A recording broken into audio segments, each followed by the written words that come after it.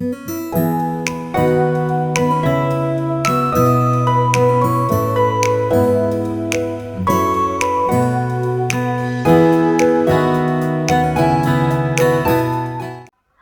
Hello, good evening सगळ्यांना. मी सीमा. स्वागत आहे आपल्या सगळ्यांचं किचन सवंगडी आणि मी या चॅनलमध्ये. तर आज मी माझं संध्याकाळचं ते रात्रीपर्यंतचं रुटीन शेअर करते. संध्याकाळचा 4 ते 6 क्लास झाला आणि झाड लोट करून मी संध्याकाळी म्हणजे 6:30ला निघाले होते वॉकिंगला. तर वॉकिंगला निघणार तेवढं दारावरची बेल वाजली आणि दार उघडलं तर समोर ताई उभ्या होत्या म्हणजे माझी नणंद. तर या ज्या माझ्यासोबत भाजी निवडत आहेत त्या माझ्या नणंद आहेत. तर ताई दारामध्ये उभ्या होत्या. ताईंना देखील माहिती होतं की मी संध्याकाळी वॉकला जाते.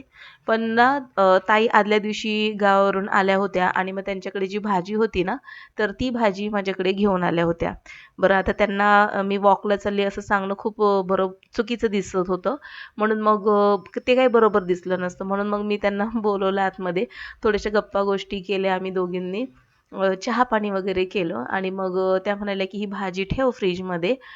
तर आता ही भाजी फ्रिजमध्ये ठेव म्हटल्यानंतर मी म्हटलं की बापरे! म्हणजे त्याच्यामध्ये ना गवार होते, पावट्याच्या शेंगा होत्या, त्याच्यानंतर भुईमुगाच्या शेंगा आणि शेंगदाणे देखील माझे संपले होते. तर मग ताई म्हणाल्या की "आण इकडे आपण गवार वगैरे निवडूया. तेवढंच बोलता-बोलता भाज्या निवडून होतील." आणि म्हटलं की ठीक आहे, बरं आहे. मग मला देखील तेवढंच हवं होतं कारण की ना मला भाज्या निवडायचा फार कंटाळा येतो आणि कोणीतरी असं निवडायला असं असेल ना हाताखाली तर मला फार बरं वाटतं.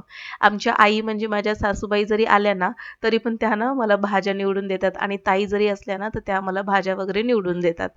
मग काय मी पण घेतलं त्यांच्यासोबत भाज्या निवडायला. तर गवारीच्या शेंगा होत्या जवळपास अर्धा किलो गवार होती. जी देशी गवार म्हणतो ती. तर ती गवार आणि सोबत पावट्याच्या शेंगा, तर हे सगळं आम्ही बोलता-बोलता निवडून घेतलं. सोबतच ह्या ज्या भुईमुगाच्या शेंगा होत्या, त्या देखील आम्हाला फोडायच्या होत्या. खूप साऱ्या गावच्या गप्पा गोष्टी निघाल्या होत्या कारण की गावी 1-2 लग्न देखील झाले आणि जवळच भावकीतले जे आमचे दीर लागतात तर ते देखील वारले होते. तर त्यांच्याबद्दल देखील आम्ही भरपूर अशा गप्पा गोष्टी करत होतो.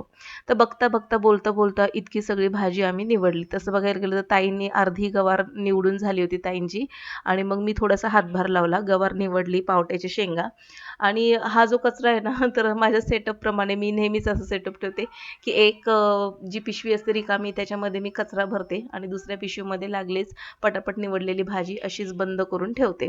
तर मला असं वाटतं ना असं केल्याने कामं भाजी निवडायची स्पेशली कामं पटकन होतात. तर हे बघा आता भुईमुगाच्या शेंगा आणखीन निवडायच्या बाकी आहेत. तर त्या सगळ्या म्हणजे इकडे चाळणीमध्ये ज्या आहेत ना तर त्या निवडायच्या बाकी आहेत आणि ज्या वाटीमध्ये आहेत तर ते आहेत शेंगदाणे. आणि ह्या ज्या पिशवीमध्ये जी भाजी होती एक्स्ट्राची ती सगळी काढून ठेवली. तर त्या भाजीमध्ये ना वांगी, त्याच्यानंतर काटे भेंडी वगैरे ते सगळं होतं. तर ते आता मी सगळं ठेवून देते फ्रिजमध्ये. ताईंचा फोन आला होता. त्या बोलल्या आणि त्यांना त्यांच्या भावाशी बोलायचं होतं यांच्याशी. मग ते देखील गप्पा गोष्टी झाल्या आमच्या. तर आता ताईंना ना हवं होतं ताई मला म्हणाल्या, "साहजिकच आहे गावावरून गावाला जायचं म्हटल्यानंतर आपण फ्रिज सगळं रिकामं करतो आणि आता ताईंच्या फ्रिजमध्ये असं काहीच शिल्लक नव्हतं. तर त्यांना लावायचं होतं दही. तर त्या मला म्हणाल्या, की "दही वगैरे असेल तर मला विरजणसाठी दे" म्हणून. तर म्हटलं, की "हो, देते" म्हणून बसा थोड्या वेळ. आणि माझ्याकडे ज्या त्यांच्या भाज्या होत्या, तर त्या देखील मी त्यांना दिल्या आणि त्या आता इथे पिशवीमध्ये भरतायत. सगळा कचरा वगैरे आवरून घेते, कारण की ना भरपूर अशी खाली माती वगैरे पडली होती. अर्धा कचरा थोडासा खाली सांडला होता. आता हे सगळं आवरते आणि हे शेंगदाणे वगैरे सगळं भरून घेते. कचरा वगैरे सगळा ठेवून देते, झाडू मारून घेते इथे. गावावरून आणलेल्या भाज्या ना चवीला फार छान लागतात आणि स्पेशली मला कोल्हापूरकडची जी वांगी वगैरे आहेत ना, ती फार आवडतात बरं का. म्हणजे वांगी पावट्याची आमटी करायची किंवा मग त्याची भाजी खूप चवदार अशी लागते ती आणि म्हणून जेव्हा-जेव्हा गावावरून माझे मिस्टर किंवा ताई किंवा आमच्या आई जेव्हा येतात ना, तर भाज्या वगैरे ते घेऊन येत असतात. आता हे सगळं आवरलं सगळं आणि आज आमटीला काय करायचं ते विचार करत होते मी. तर मग आता इतकी गवार होती निवडलेली, पावटा होता, वांगी होती. तर म्हटलं आता वांगी पावटा मुलं तर काही खाणार नाहीत. मग मी विचार केला की चला गवारीचीच आज आपण थोडीशी रस्सा भाजी करूया. तर आता किचनमध्ये जायचं आहे आणि ताईंना विरजण देखील द्यायचं आहे. तर मी काय केलं, माझ्याकडे ना वारणाचं थोडंसं दही होतं आणि अगदी 2 चमचे शिल्लक होतं. तर मी काय केलं, 1 चमचाभर मी या भांड्यामध्ये काढून घेतलं विरजण माझ्यासाठी आणि तो जो डब्बा होता तो ताईंना देऊन टाकला. आणि हे जे दही होतं ना, दूध, तर हे दूध थोडंसं आटलेलं आहे बरं का. तर ते मी तसंच याच्यामध्ये घातलं विरजणामध्ये आणि मिक्स करून ठेवणार आहे हे. तर अशा पद्धतीने जर दही लावलं ना, फार घट्टसर असं दही लागतं. पण ना, दूध उकळत असताना त्या दुधामध्ये जरा पण पाणी नाही घालायचं. नुसतंच दूध हे उकळून घ्यायचं मंद आचेवरती. त्याचं दही खूप छान लागतं. व्यवस्थित आता हे मिक्स करून घेतलंय आणि आता याला ना झाकून ठेवणार आहे. दूध साधारणपणे कोमटच होतं आणि थंडीच्या दिवसामध्ये ना साधारणपणे कोमटसर असं त्याच्यापेक्षा थोडंसं गरम दूध जरी घातलं ना, छान दही लागतं याचं.